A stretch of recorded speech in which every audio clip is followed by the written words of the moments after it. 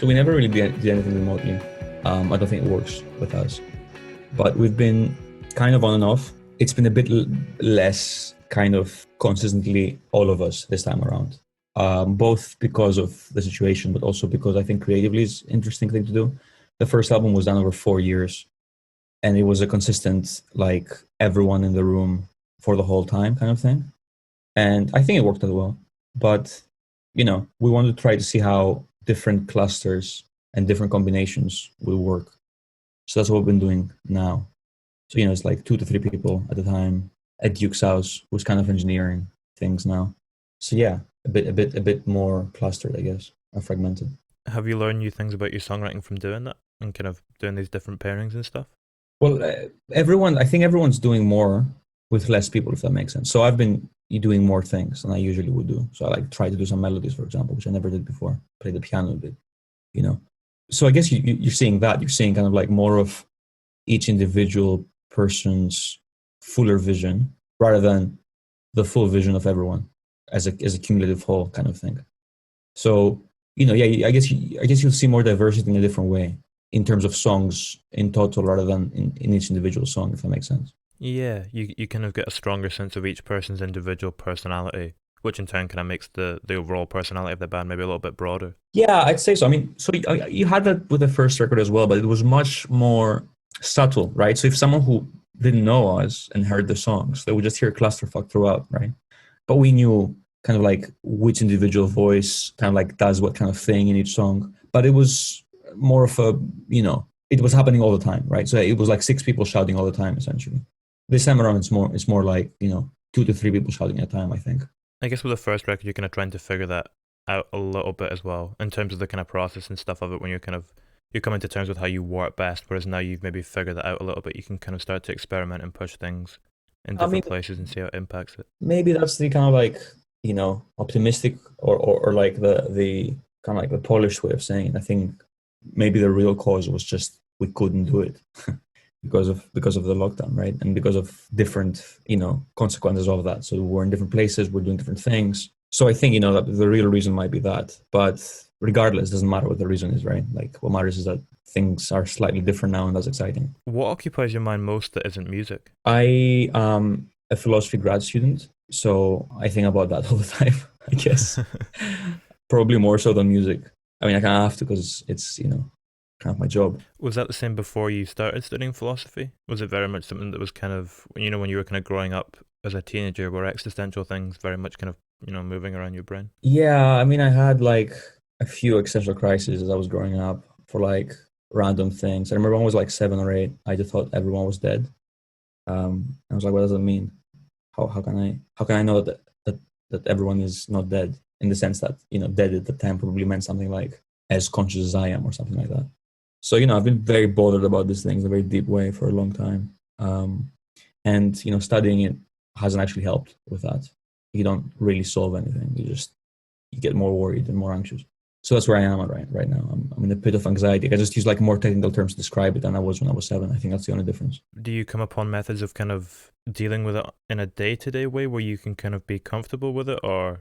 I mean, me personally, no.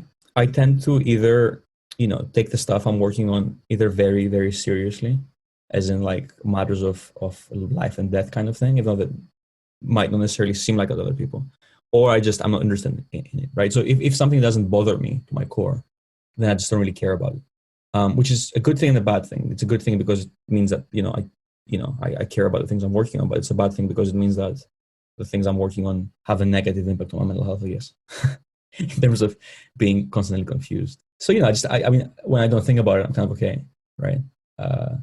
When I think about it, it's not like it's bad, I'm not trying to say that I'm kind of like caught in some sort of crisis all the time. It's just, I get upset about things very easily.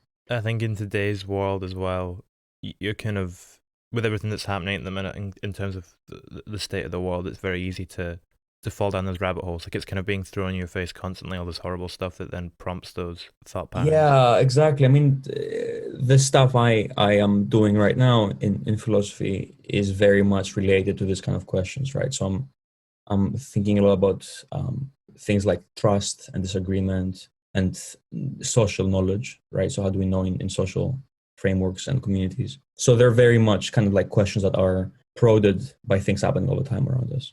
I think there's a reason for that as well. I think that the music that we've done, at least the first album, was very much came from the same place of anxiety, not necessarily just mine, but everyone's.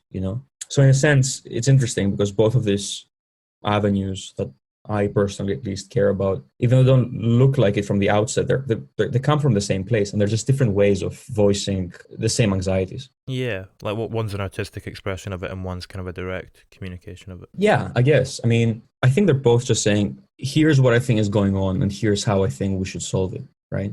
It's just that the music it's done in more of a raw and primitive way, maybe, as in it's just unfiltered feelings and emotions that carry the work. Whereas in philosophy, it's exactly the opposite, like meticulous, surgical scrutiny.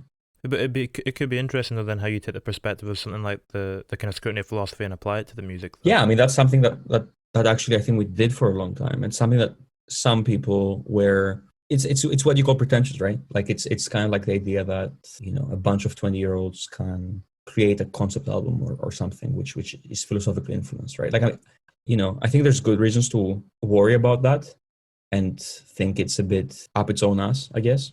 But I really don't think we tried to do it that way. Like it's not like we sat around and we said, how do we make a smart album, right? Like it wasn't like we're trying to say something smart. It was just like we were all just anxious. And I think especially like me and Henry were talking a lot about these things throughout the time we've known each other. I think that just found its way in. Yeah, I don't know. I don't want to necessarily say that like it was a calculated process doing that. It's just it happened. It so happened. Yeah, I think the fine line with things being pretentious is that as long as it's coming from a place of honesty, like you're saying, something that feels natural and organic and isn't trying to be smart, like in a clinical way. If it comes across pretentious but you do it organically, you get away with it, if you know what I mean, because it's true to you. So people detect the honesty in it, and it doesn't matter. Yeah, but I think there's an added caveat to that, which is I think it can be honest, right, and it can come from that place. That doesn't necessarily, for me at least, make it necessarily like worthwhile or not liable to be scrutinized. I think the other factor that distinguishes it is like something like narcissism, right? If it's honest, but it's kind of saying, look, we figured it out, right? Like we're the smart ones that you're not, and we're gonna, we've kind of got it here, either musically or philosophically or in anything really. But in particular, in terms of music, when it kind of like comes across as attempt to be highbrow, I think if it's coupled with his narcissism, then you should be in trouble, right? Because you're kind of preaching in a way that I don't think is what art should be doing, really. So I'd add that, and I'd say that I would regret if we've done that at points. I think we have done it at points. Not necessarily not in the album, but in our attitude. So that's something that I'm not personally cool with anymore. I don't think it's a good artistic ambition. At what point do you kind of get the perspective where you can look back and maybe spot that out at certain points? How long does it kind of have to be between writing it and gaining that clarity? I don't know, because for me it happened. I don't know to what extent that was contingent on the fact that the world stopped, right? So the world stopped, I think, and that gave a lot of people a lot of hindsight on a lot of things. If that hadn't happened, if we carried on as usual, maybe I wouldn't have spotted it, right? Maybe I wouldn't have reflected on it in this way. So at least what I can say is this time around, at least for me, it was very much a result of having had like the world stopping in a way in which you can really reflect and change as a person and able to reflect on certain things in this way. I feel that the world stopping as well, though, accelerated quite a lot of personal growth within people. So it might have been something that you maybe noticed 2 years down the line, but as a result of the world stopping, it sped up that process of coming to those conclusions. Yeah, everyone I've spoken to at least seems, to be caught between a place of despair and just enlightenment. Actually, like it's very much a binary these days. No, I don't remember when the last time I asked someone like how they were, and they were like, yeah, I'm doing okay. It's either like I'm doing horrible, or I found God. So I think that kind of does polarize things in a way that I think is useful, right? Because I don't think you can find God if quote God here in quotes, of course. I don't think you can do that if you're not like despaired first. So it might be good in the long term. Let's see. Yeah, and I mean sometimes that enlightenment comes when you're at the lowest low. Yeah, I think all the time. Why else would you seek it out otherwise? There's not much reason if you're doing okay to like change and transform. You have to have some reason to do that. And usually that reason is just you're really unhappy with how you see yourself at a given point in time. And I think that is what happened to a lot of people, right? I think a lot of people have struggled with dealing with that. I have, for sure. And it's about whether or not you're ready to you're ready to take a leap that you don't know where it's going to lead you, right? If you change radically, maybe you're going to end up worse. You don't really know that. You don't really know that before you change, right? So it's kind of a hard bet. You mentioned a little while back that you've been looking at like changing social structures in your work as well at the minute. Is that like death of religion and that kind of stuff, and the transition away from that as a society?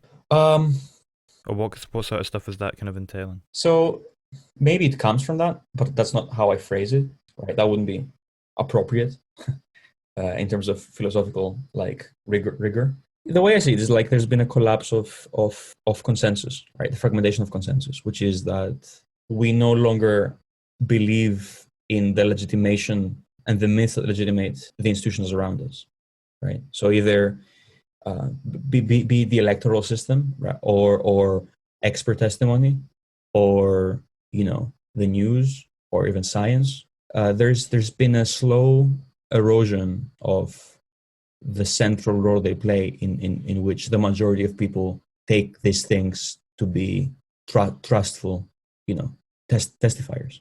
So that has kind of broken down, and I think the consequences of that are like pretty serious. I think that's something we touched upon with the album, obviously not in these terms, right? But the same point really came across. But I think we're seeing that unfolding, and the problem really is you can't really know if you're on the right side or not in terms of who to trust anymore. Like that's the point. The point is not just that people lost trust, that people lost the ability to know, to appeal to like third party independent reasons to know who to trust. So it's a much deeper wound in this sense. Is there any way back, do you think? Is there a way that we can re-find that trust, or is it something that's gone for good? I don't think there's a way back. There might be a way forward, right? So usually what happens, consensus fragments, you just have a new one emerging from a new myth, right? So a new legitimation happens, and the paradigm shifts.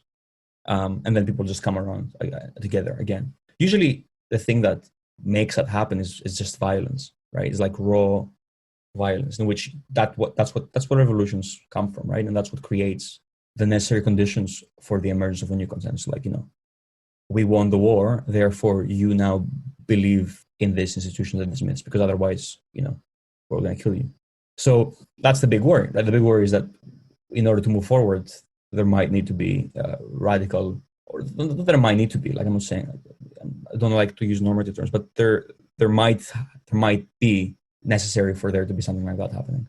I hope not. I really, really hope that won't have to be the case. But I can't see any other way, except for some sort of new institutions arising which are able to garner trust in a wider way. Some sort of transparency and honesty that hasn't been here for the last 30 to 40 to 50 years. This would be good things. It's a tough thing to achieve in this world of kind of fake news, where transparency is something that is going to be tough to exist now. Yeah, I mean, that's the thing, right? And I don't think the problem is fake news per se. I think the problem is just the amount of news. You can't distinguish between who is trying to convince you of what and why. That's the main problem. For me, I think fake news is overused as a term, right? Like people call fake news whatever they don't agree with, or whatever that doesn't match their interests. Of course, there are clearly cases where the news are fake, but there's also cases where that's not what's driving the problem. The problem is you don't know who to listen to when you have two people telling you different things who both appear to you to be trustworthy. And there's just so much more of that happening nowadays. Maybe there could be a way, not in the news sector, but in other institutions, like elections, for example, in which you can employ technological solutions, right? So technology doesn't require human trust. It just is trustless. So, various distributed systems now don't require you to be able to trust every individual who's in them in order for you to trust the system itself, because it has ways in which it is able to produce consensus without trust. So that would be a solution for that. But that's not necessarily able to be applied into our social institutions. So stuff like news. There you have a much bigger problem.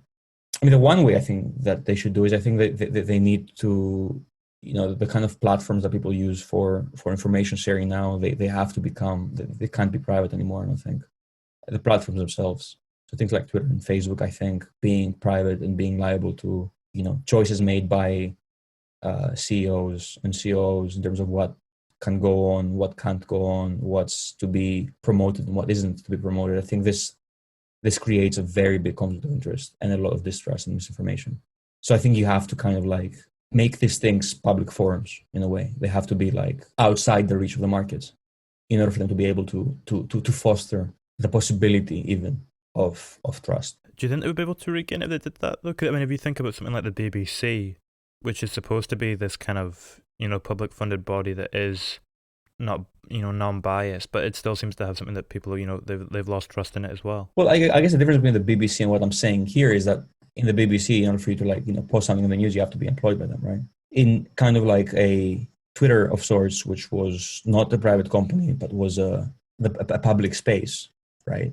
That would mean that everyone go on and say things. And whether or not you are able to say them or not, even in the case of the BBC, that's down to a non-transparent process by certain, recently they changed their director, right? And he just said that you can't say things, your political opinions on Twitter or stuff like that, right? That was the decision of one person or one group of people. And, who are they accountable to? Well, not necessarily to the taxpayer, at least not directly to the taxpayer. So you'd have to be a much more transparent and collaborative system. Now, I don't have neither the expertise or the intelligence to be able to make policy recommendations for that. But it just seems to me like it would look different from the BBC, but it would probably be closer to the BBC than to Zuckerberg's friends deciding what you're gonna look at tomorrow. What do you put your faith in and your trust in general then? Is there anything left in your life that you can kind of put that in, or are you in the same position as everyone else where we kind of have this breakdown? Well, I really hope that after this whole thing ends, there will be like a resurgence of just empathy and, missing people. I really miss people in terms of just, meeting people and talking to them, like just that interaction.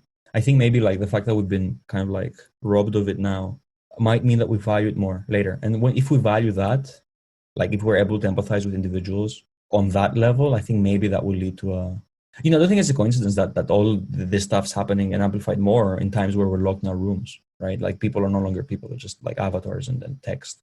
So it's hard to empathize with that. So I hope after this is done, maybe there will be an opportunity for, not in the utopian way of like everyone coming together and like holding hands, but more just like to rebuild and find ways out of our own heads and our own filters. I mean, it can be frustrating as well, because I remember when this all kind of kicked off, it felt like this could possibly be the thing that was going to, unite everyone together. This one big problem that affected every country in the world, affected every person, and kind of could possibly unify everyone. But then it seems to have just split us further apart in a lot of ways and kind of pushed everyone into their own separate camps, and everyone's kind of, rallying against each other. Yeah, I mean, maybe I'm being unduly pessimistic here. But again, like I never really bought that big coming together thing, because on the physical space we were like separated and isolated apart, right? So how can you hope that would happen? So I just hope when the physical space is restored in this way, maybe that will be a different story then. But I'm not, again, I'm a pessimist, generally speaking. I'm pessimistic about this as well. I'm just saying that there is a sliver of hope there. I mean, what we've just been speaking about as well, that's kind of very much something, like you said, that does feed into the record. If you think about, the opening track, The West is Dead, that's something that kind of paints this picture of a landscape that is probably quite reflective of where we kind of are at the moment to a certain degree. Yeah, I mean, it's funny. It is funny to me that we released this album like 1 month and a week before lockdown, right? Like friends of mine were like, you guys kind of, you called it, right? And I'm not saying we did, but I did expect the dystopia that we're describing to be a bit further away than a month and a week from when we released it. I was hoping for at least a couple of years, but that didn't happen. So, I mean, maybe that's indulgent, but I did listen to the album a few times in lockdown. I was like, this does sound like it. This is how this sounds like. So I was quite proud of that. Maybe if we released it a bit later, a month and a week later, maybe we would have got more streams, but that's fine. When was the last time you heard the record? I can probably find out and tell you. I think, I remember, a couple of months. So that was Late October was the last time I listened to the record in a bus journey. Well, how did that? What was that experience like for you? Did it change your perspective on it slightly in any Yeah, way? I hadn't heard it before that for a long time. I think it was probably around since release, but I hadn't heard it before that. So I think I listened to it once on release day, on or the day after. So it was like 6, 7, 8 months after. So I listened to it a bit more like a listener rather than someone who was part of it. I liked it. I thought it was pretty nice. There were obviously a lot of things I would change, like tons of them. I would change the order around a bit, even though I think the order was my idea mainly. I would change that around a bit. Some technical things here and there as well. But you can't really, it's not, I don't think it's good to think like that. So I didn't really think about that a lot. It's interesting that you would change the order because there is quite a distinct narrative to it. Kind of from song to song, feeding into each other and the way they sit. Yeah, no, that was very intentional. But it was just, I'm trying to remember what I wanted to change. Oh, towards the very end, I think I would have liked for Blank Slate to be the closer and to have orders looming. Maybe maybe like 3 minutes of silence and then it happens kind of thing. Because I don't think it was clear that was the epilogue. People were like more like this is the closer, but it's not the closer, and I think that makes a difference. So maybe it doesn't necessarily change the order around, but I would have at least conceptually tried to push it more. If vinyls had 3 sides, then that would be on the third side. But obviously, vinyls are 2-dimensional objects, at least in terms of how many sides they have. So that wouldn't be possible. Blank Slate is kind of such a joyous, optimistic note to finish on, whereas War is Looming kind of counteracts that a little bit and takes it full circle. Yeah, so I think that's fine. I think that's a good thing. That was the idea. The idea was like I don't want to end this on pessimism, on optimism. I think it'd be better to like be a bit sad at the end because it's a tough record. So, but it's not that it comes after. It's like the thing that comes after the and when you see movies and you see like the credits, like it's the after credits thing. So I don't think necessarily that came across that way. I think so. I don't know how to do that really on an album. I think it's really hard to do that on an album because I think it's really cheesy to have like minutes of silence before the last song. But that kind of, I wanted to go full circle, but I wanted there to be more of a pause, I guess. How do you feel having the album be so narratively coherent in that way affects the emotional impact of each individual song upon the listener? Well, I think these songs, right, and the kind of songs that we did, they're quite frantic and confusing. I think it's important for them to be contextualized in their place in a wider work. So I think it's really kind of like one of these things, that's like an old idea, maybe a bit outdated, but I do think this is an album you should listen to as an album.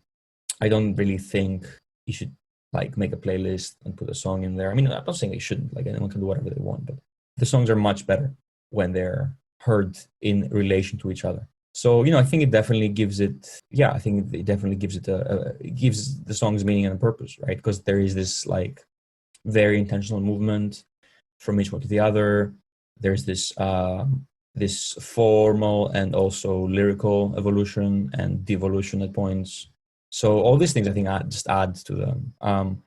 If we weren't thinking about that, I think the songs by themselves could have been better, but that would sacrifice the album, right? So I think it's better as an album rather than as individual songs. I guess when you spend 4 years working on it as well, you kind of want it to be this coherent, cohesive thing. Because, I mean, you spent your whole life writing individual songs, but you've never kind of made this grand statement before. Yeah, exactly. I mean, it's funny though, because, when we started writing it, it was never the idea that was like, it didn't start again with us around the table saying, here it is, guys, figure it out. We're going to write an album that's about this and that. It's going to have this kind of songs in it. We first wrote some of the songs and then we wrote others of the songs. And then we figured out how to put them together. I think that it was just unspoken, the idea that there would be a narrative there, but it was there. Like, I know it was there. It wasn't arbitrary or come about randomly. It was there from the beginning, but we just couldn't see it for ourselves until later on in the process. So until like the last year, I guess, of us doing it. Yeah, also like we kind of did the album twice, right? Like we did one run through with Sony in June 2018 or 19? Would have been 18. Yeah, you're right. 2018, we did one run through and then we tossed most of it. The vast majority of it was like thrown to the bin after that. and then we took a long break, and then we came back together and we did the second run through, I guess. That also helped in terms of figuring out what we're trying to say, because I don't think we're saying much with the first one, at least. Although a lot of the songs are there as well, but it was just, this wasn't in the same, the same thing. With that break you took, was that a break from making the record, or was that a break from the band at large? The band was still going on. We just, so that was after we separated from Sony, which happened in September 2018. We didn't have a label for a while, so obviously we didn't have any money coming in, didn't have any direction in terms of like what we're supposed to be doing. So we kind of just paused for a little while, not that long. We started again shortly thereafter, but just by ourselves. So we didn't have a label for a while. And then we found a label who funded the third part, which was like the kind of like finishing touches, a couple of 3-4 songs that we just added from scratch, and like all the other stuff. So this first 3 months, I guess we just didn't meet with each other as much, because like we were also busy with like jobs in uni, because we resumed these things necessarily out of necessity as well. So yeah, I guess it was both a break. Well, not really a break from the band, but we just didn't meet that much. Was the atmosphere of the two processes quite different for the group? Was it when you took that break in between? How did the atmosphere change when you came back to it? It was massive difference. I mean, the first part, I wasn't happy. I don't think many of us were. It was a really, toxic environment, not necessarily because of the people in it, but because of the context, right? So you had like the label kind of coming in and saying, this is what you guys should be doing. This is how the song should sound like. This is what the lyrics should be like. We were in an expensive studio with a very expensive producer. And it was more like, it felt like a grind for someone else. I felt like, we were fulfilling a contract, which is exactly what we're doing, right? We were like doing a job for someone. Commissioned us to do a record that was supposed to make them money, hopefully profit them by some margin over the amount of investment put in. So it felt very much like that. But, so it felt like a corporate job, but instead of us being a corporate structure, where it's like, an HR person or like a CEO or whatever, just like sick people just shouting at each other. So you have the worst of both worlds, right? And I think at the time we were also very narcissistic. We were very impressionable and young and like really up our own asses. So that also took its toll. There were like internal divisions, etc. And then when Son just left, like all of it just dropped, right? It was like, okay, whoa, there's all this like false dreams just kind of like pop and vanish. And that was great, because then we came together and we're like, let's just like do a record that we like in your bedroom, because that's, why not, right? Like that we have the songs and we like making music. So let's just do that instead. So we did that, and that was pretty great. I mean, there was no aim there to like sell millions of records.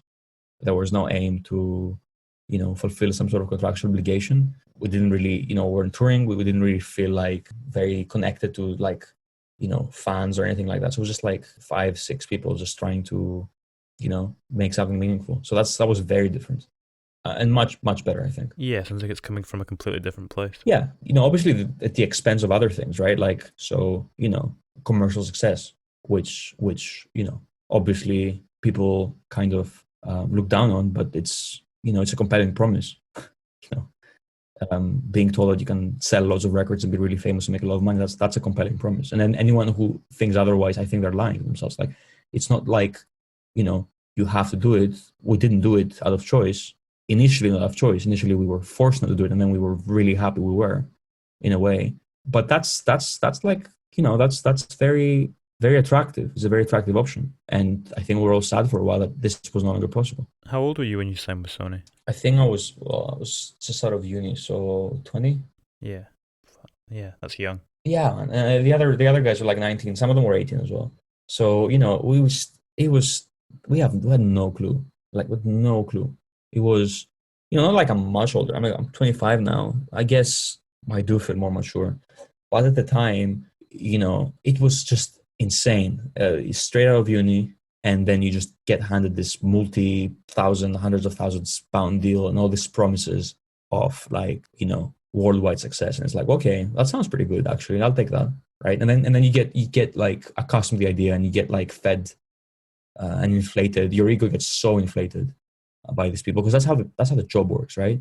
They want to like prop you up so that you can deliver, because you're like, this idea of like the band being like really cool and super sexy and all that stuff. So that was an art that was going on through. And I think that I think I like really ruined our brains for a while, right? In terms of just creating conditions for like, well, narcissism, which I don't think is a good thing. And I think that the seeds were there before that, and it kind of were amplified by this experience. I don't think that's a good thing to do to an 18-year-old.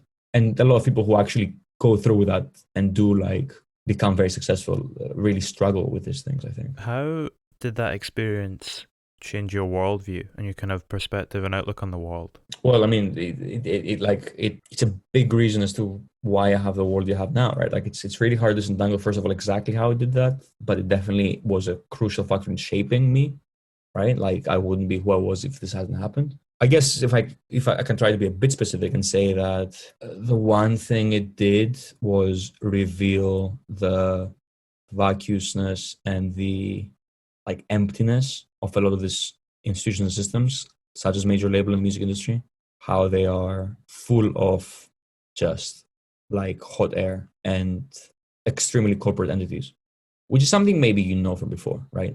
But like experiencing it is different because there's always this feeling at the back of like the people I'm working with, they care about music. Obviously, they wouldn't be A&Rs or working labels that didn't care about music, truly care about music, but it doesn't matter because once it happens in this corporate structure and framework, that slowly disappears. So you end up with, really caring about numbers. And there's nothing wrong with caring about numbers. If you want to do entertainment or if you want to make money, that's fine. But I think it's impossible to do like art in that context. So I guess the way it changed me is to just really be forced to, see early on for myself what the kind of different ways of approaching the world are. One of them being like that sort of ruthless, formal, arithmetic way of seeing the world. The other one being the more like idealistic way of viewing the world.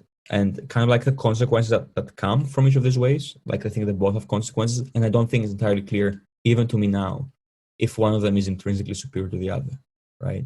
I don't think it's clear to me that doing things in the former way is necessarily worse than doing things the latter way, or doing things in the latter way is necessarily worse than doing things the former way. And there's so much contempt, I think, from both like aspects, right? A lot of major label artists and major label funds are like, yeah, there's like artsy kids who make like cool music and experimental music. I mean, fine, but it's nothing great, and they're like kind of like justifying their lack of ability to make pop songs, and they really also just want to make money, and they're just lying about it to themselves, right? On the other hand, you have more of the experimental kind of like artistic side of music, I guess, in general, more general of life, kind of like saying that the former side is just sellouts and they are just like sold the souls and just to make money. I don't think either of them is entirely right. I don't think either of them is entirely wrong. But at least I saw both of them for myself, I guess, in a way. And that was very useful. What do you judge your success upon now then? If you've moved away from looking at it from a kind of numbers point of view that maybe was kind of pushed upon you by the label, what is it that your music has to do for you now to be successful? I'm just really happy that I like the record. I mean, that's it. Literally, that's it. It's no look. So it's always nice when you see, today the Spotify Warped thing came out, like when they tell you end of year. So it was nice to see that we have, a fair number of streams and we have a fair number of listeners, and that's very nice because it means people care. But at this stage, that's just an like afterthought. The main thing is I'm just really happy that the album we released together meant something to us, and I just I think it's a good record. But I'm saying that from a position of privilege because I have other sources of income right now, so I don't need this as a source of income, right? But if I did need this as a source of income, I think I would be very, I think I would have different priorities, and that's the thing about music, right? Like people pay their rent, and if they're spending their whole day making music, it's hard to do that well and be able to pay your rent. It's just really hard, and some people manage to do it, but it's just really hard. So I understand the people who have different priorities as well. I think that's completely fair. Do you prefer your relationship to making music when it is a source of income or when it isn't? Because it's been, I mean, I presume were you guys on an advance for a while? So was there a period where you were able to rely upon this fully as a source of income? I mean, yeah, the first 3 years, we were fully relying on the source of income, which is like absurd, I think, to hear it happening this time around, and with us as well. Like, not kind of like a, super popular band, but we were able to live off this for 3 years. I prefer making music when it's not a source of income, personally. I'm not sure I'm as good at it when it's not, under certain metrics. I think I'm better at it when it's not on other metrics, but it's definitely more enjoyable. I think it's probably true for everything. If you don't need it to make money, then you're probably gonna have more fun doing it. Yeah, you take that pressure off of it. Yeah. On the other hand, though, that also is a bad thing because when the pressure's off, it's more likely you're gonna be a bit sloppy or you're not gonna put all your attention on it. At least for some people. I don't know. I'm generally very lazy, so for me, maybe that's the case. But in terms of the actual process, comparing the two, I think definitely when it was not necessary for me to be able to survive, that I enjoyed it more. When you went through the process with Sony as well, the kind of whole major label thing, and in the way that they kind of commodified it in that way, and you go to this commercial infrastructure. We live in an age now as well with social media and stuff that almost every aspect of yourself has to be commodified and has to be turned into to help promote the music. Are there certain aspects of yourself that you've kind of realized and that you feel important or that are important to not commodify and kind of just keep for yourself? It might sound funny, but I wasn't a big fan of like photos and photo shoots and stuff like that. So all of that kind of like being used to sell things, I always find really awkward and weird. I'm not sure if everyone else in the band shares that opinion with me. Also, like, the whole idea that, they were, I guess, trying to commodify the attitude or like the kind of like the even now maybe like the ideology behind or the ideas behind it were like sold as like, as a product as well. Like here's like a cool millennial view into how the world is really dark. You should probably buy this. Like that's not. I don't think that's nice per se. A lot of interviews, for example, kind of like felt like they were used to sell the record as well. Not stuff like this, like more like those 10-minute, 5-minute like press packs that you do after shows or whatever, where you say the same thing over and over and you end up feeling a bit like it doesn't mean anything anymore because you just keep on saying the same thing and you know what you're saying as well. You're saying it because you want to get people interested. But all these things are necessary. So I'm trying to be very pragmatic about these things. I don't want to come across as saying that this is bad and the music industry is like bad and it's a bad thing. It's not. It's nice when people listen to your music. And how are you going to get people to listen to your music? By like doing photo shoots and doing interviews and things like that.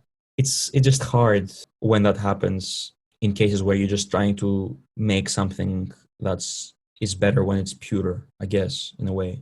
But it's not really bad. It's just kind of annoying, I guess. It's a delicate balance in some respects between the two. Yeah.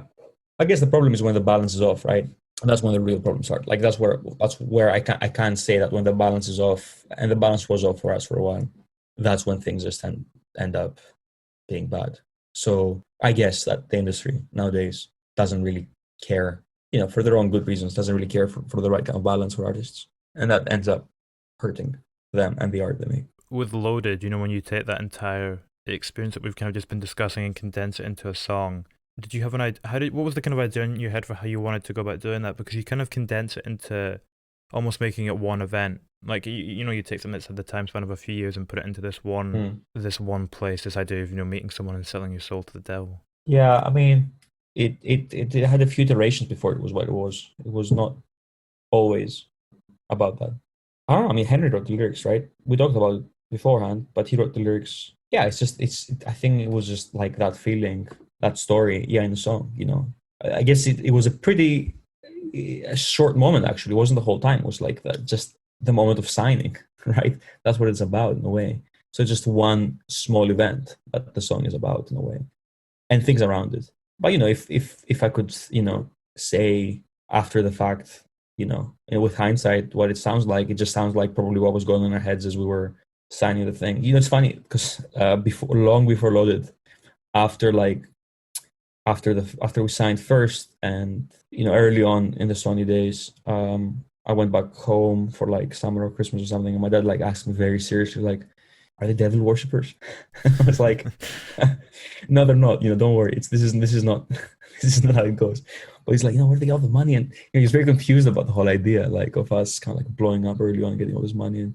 And so he was actually, I think, genuinely worried that we did sell our soul to the devil. I don't think we did. I think we did, metaphorically speaking, but I don't think we actually did. I really hope we didn't actually do that. I mean, when it comes to the songs in general, is it usually the narrative that kind of comes first, or do you have an idea of the themes you want to work with? Do you have discussions about the type of things that you want to address in your music, Or is it very much, Henry maybe come to the band with the lyrics and you kind of build the soundscape around it? Yeah, it's like the latter. It's so first of all, I think that our discussions figure in the songs very prominently, but never explicitly, which I think is a good thing. As I said before, we don't sit around and say, let's make a song about, the end of the Western civilization. It's more like we talk about that stuff for a while. In terms of like Among Us, like when we have like, in the tour van or when we're hanging out or when we're, socially hanging out, we talk about these things. And I think they just find themselves in music very naturally and organically. In terms of the actual songwriting and making, it really varies. Sometimes it's like Henry comes up with a lyric or a lyric and a melody, or sometimes like we just do an instrumental first and then Henry comes and sings on top, firstly impromptu, and then we work on it after that, or a combination of the two. So it's really like a very flexible and varied process. But as I said earlier, like these days it's more in smaller numbers. So I haven't, well, because of lockdown as well, I haven't really worked on music for about a month now, I'd say. And I won't be able to do anything this week either. Hopefully next week I'll work on it a bit. But yeah, it's much more lenient right now. We used to be like all of us 10 hours every day, 6 days a week. Like that was how it used to be. It was kind of insufferable. Maybe that will come at the cost of, maybe the album won't be as good. I don't know. Hopefully it will be. Hopefully better. But it's slightly different now. Was that 10 hours a day, 6 days a week? Was that kind of in a bid to hit the 10,000 hours, or what was fueling that kind of drive to be working at it so relentlessly? I don't know. I just think we're it was like, well, Yuki's a workaholic, I think. So he does that anyway. That's kind of like the kind of hours he works. And there was just like this big sense of like, we got this really big opportunity here. Let's make it worth it. Let's just get in there and like not slack around and just like, which I think was actually ended up being counterproductive, right? Like, because we did spend 4 years on it. And it's not like, the more time you put in something, the better it is necessarily. It's the other way around. So I just think it took us a while to see that. On the other hand, I think we developed other things, right? Like maybe we didn't write as many songs in this time, but we kind of got to grips with how we work with each other and actually also playing our instruments, because in the beginning, at least, we were doing that in a rehearsal room and we're just there like playing all day. So, that was probably a good thing in that sense. I guess at the start as well, there can be a certain naivety that kind of creeps into the music from not knowing like fully what you kind of want to do. Not what you want to, but yeah, a naivety that comes from, just experimenting and that kind of energy that you have at the beginning of the band. Like you're saying, that idea of, really wanting to drive at it and work every day at it relentlessly.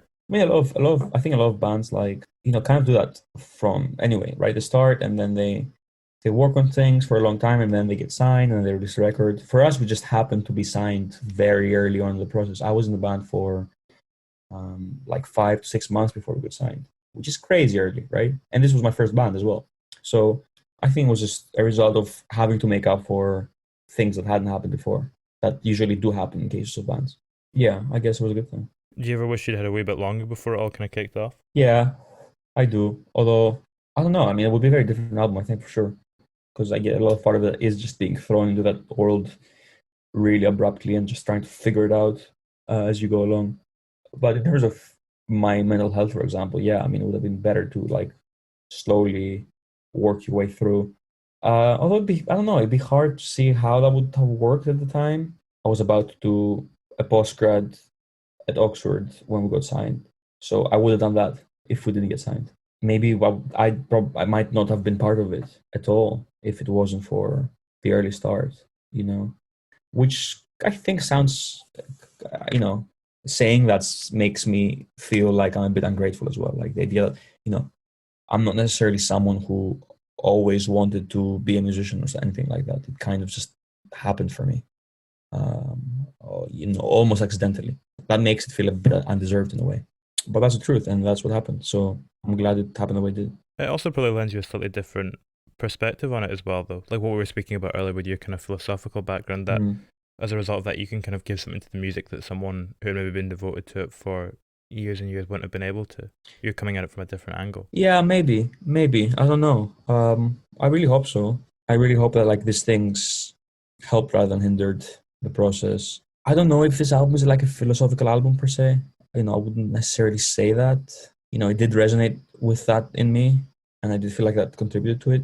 But it's not like you can't write a good album if you haven't studied philosophy, right? Like probably you can write a better album if you haven't studied philosophy. So I don't know the extent to which that helped or didn't. All I know is that it was more honest because of that. It could be in the same way that you're saying, you have discussions about things and you can hear it in the record, but not in a conscious way. It maybe kind of just plays in subconsciously. Yeah, I think that's the way it would have been. But again, I don't think you need to have a philosophy degree to be able to do that. I just think it just happened that I had one. Does a lot of the process feel quite subconscious? Is there a lot of stuff you think that kind of bleeds in that you're not maybe fully aware of in a conscious way? I mean, most of it, especially in the beginning, at least for me, is that way. And the more like that it is, the better it is, because otherwise you end up overthinking things. So I think the really conscious part of the process happens later on, right? So when you have sketches of the songs down, when you're just trying to figure out, how to best mix it and how to like put it in what order and how to like finish certain things. But in the beginning, the longest part of the process, I think it's very subconscious. It's just like, what feels good and right and what is everyone in the room vibing with and stuff like that, which I'm glad, right? Like that's the part of music that I think makes it, and art generally, that makes it distinguished, right? That's why it's not an essay. Otherwise, it's just a craft or just a, like a carefully articulated statement. But what makes it musical is like it flows and ebbs in ways in which you don't want to control. So yeah, I think most of it is subconscious. How much of the process would you still say remains a mystery to you? It's hard to say because, so when you go in and you, at least for me, right, and you try and think about what to add here or there or how to contribute to that, a lot of it obviously is a result of things that I've listened before or heard before or thought about before. A lot of it obviously is not that. It's just like things coming together in certain mysterious ways that you can't really predict or understand. I don't know how to differentiate between the two, which I think is why it means that it is actually probably not very understandable. It's because, I think it's hard for me to differentiate between the two. I'd say a big chunk of it is something I haven't gotten to grips with yet. At the same time, like the whole, there's so much music theory, right? Like there's so many constraints that are placed upon you trying to make a song work because people have tried this for a long time and they figured out what kind of things work and what kind of things don't. And most of the time, the things that don't work will not work. And most of the things that do work will work, right? So it's, you don't really also want to be going in there and explicitly with the intention of going against the grain and like abandoning the kind of principles that are kind of good, right? That's also a bit immature, I think. But I guess, at the end of the day, it's just about, when you have to pick between the two, when you have to pick between something that's just explicitly unconventional, something that's very conventional, that's where the mystery comes in. It's like I think we at least do that in a way that we don't entirely understand. So what sounds good and what feels right are not carefully defined terms. They're more vague notions that we appeal to.